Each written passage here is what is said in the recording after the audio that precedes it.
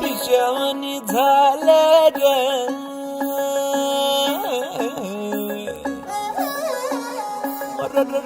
खुळ्यावानी झालं ग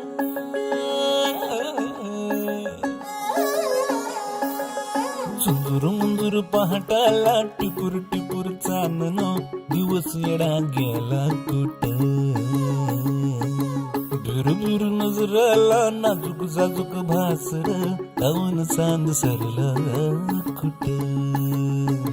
पांडावर पाया हाती आभाळ गावतया अपसुकवार नव उरात धावतया पंख बिगर जीव एवढा